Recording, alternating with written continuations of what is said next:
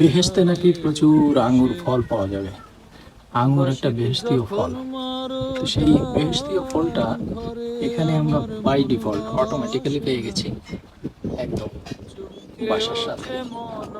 দেখুন কি পরিমাণ আঙ্গুর ধরেছে। এই গাছটা একদম মরা অবস্থায় ছিল, কোনো যত্ন আত্তি নেই, কিচ্ছু নেই।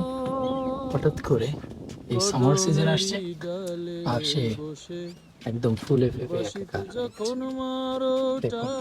দেখুন ঘরে আমার মন বসে না, আরো আছে এই সাইডে, চমকে ওঠে মন প্রাণ চোরে বন্ধু কালা চান বিষ্ণারে আর পেরেশান। দাওয়াত থাকলো পাকার পরে যারা যারা আসবেন তারা খেতে পারবেন। আর তো সম্ভব না এখান থেকে বাংলাদেশে পাঠানো, নাহলে হয়তো বাংলাদেশেই পাঠিয়ে দিতাম।